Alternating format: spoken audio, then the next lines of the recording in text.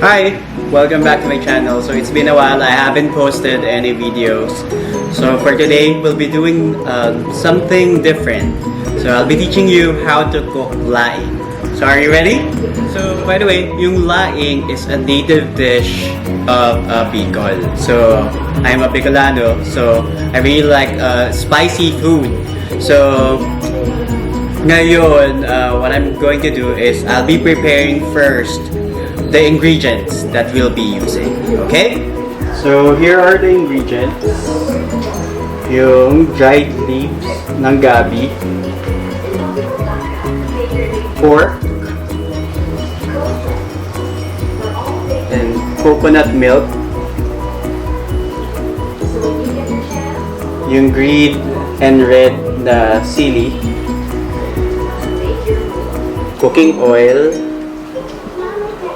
garlic, and ginger.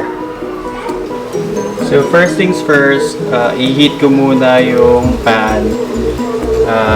Lagyan natin ng water kasi papakulo natin yung pork.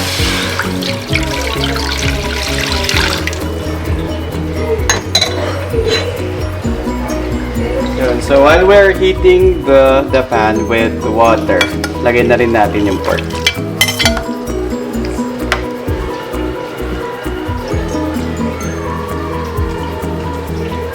So ginagawa natin to para mas malambot yung pork, and then later on lagyan natin siya ng cooking oil para medyo crispy. While pinapakulo natin yung pork, so we'll be putting some salt para na rin malasa yung pork natin later on.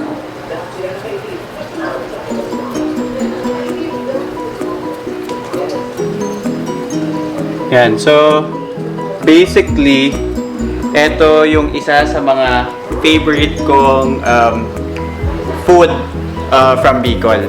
So, yung father ko kasi Bicolano. So, he always cooks Bicol dishes. Like, ito yung laing, Bicol Express.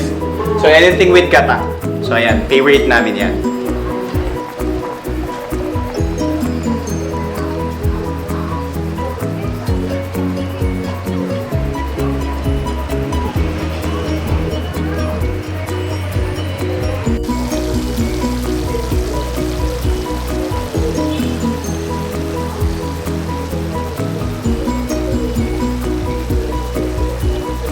Since tuyo na yung water, so we'll put the oil.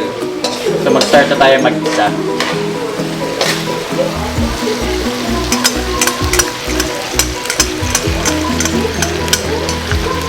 So usually, sineset aside dapat yung pork, pero ako hindi na. So next will be garlic.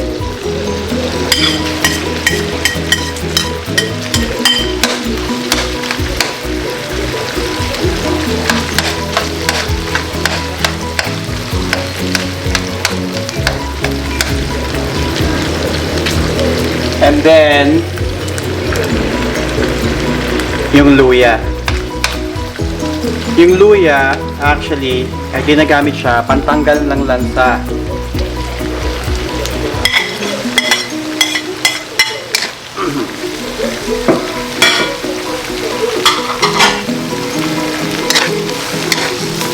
So yan, sotein nyo lang siya.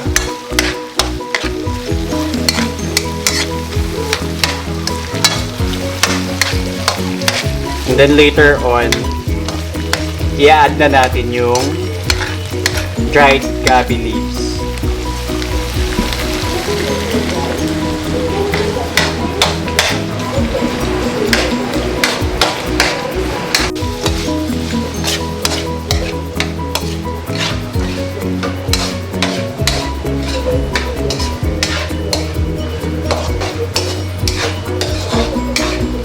Right, so next, i-add na natin yung dried gabi leaves.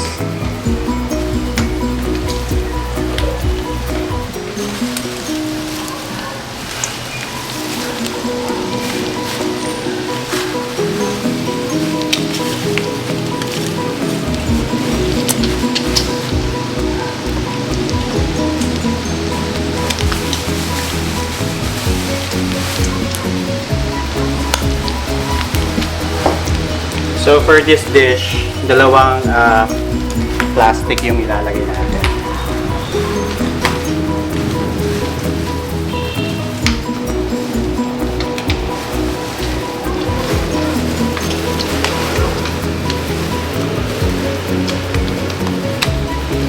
So kung titignan nyo, maapaw siya. Pero later on, makikita nyo, parang onti na lang yan.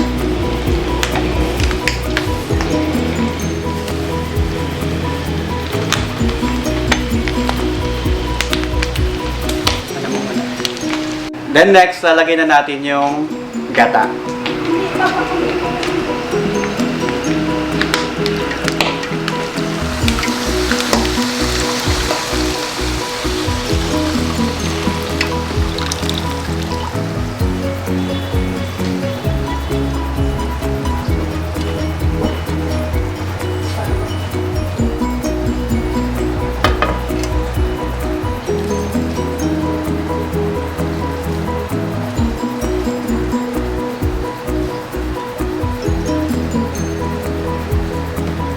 Yan.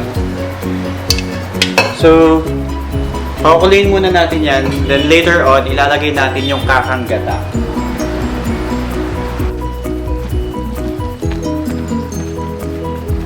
Video ko lang, tatanggalin ko naman yung sounds.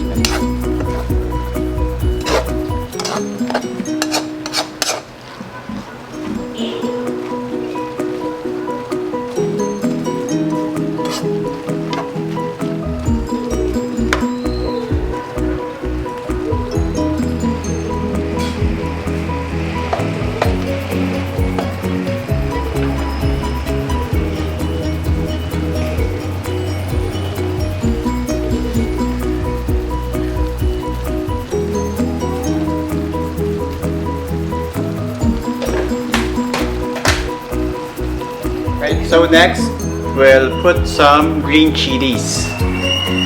Ito yung pinaka-the best.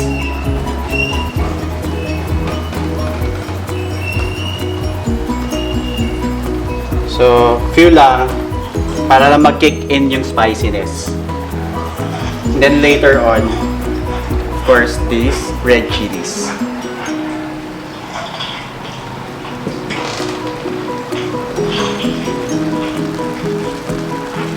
So next, ilalagay na natin yung kakang gata. Ito yung pure coconut milk.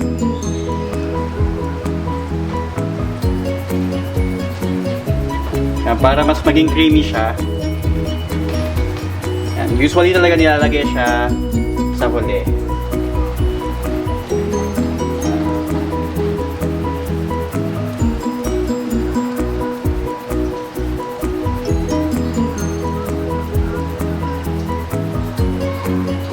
And then, last, mamaya, ilalagay ko yung red chili.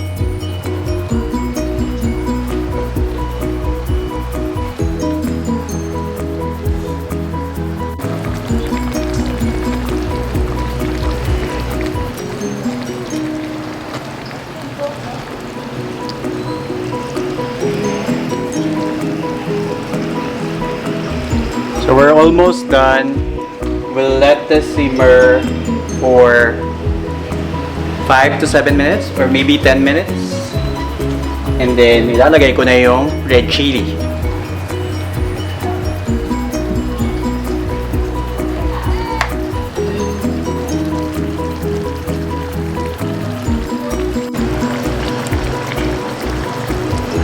Tikman natin kung sakto na yung lasa.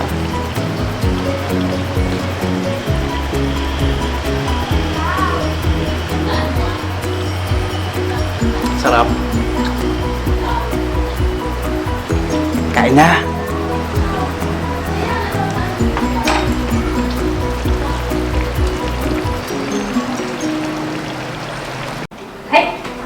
So, eto na yung finished product.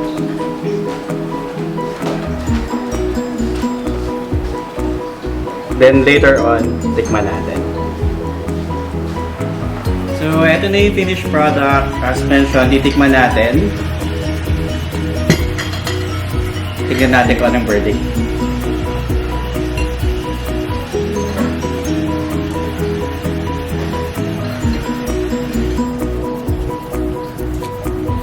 sobrang malasa. This is because of the gata. And also, yung spiciness, sakto lang. So if you want it more spicy, you can add yung red chili pepper while cooking it. So, kain muna ako.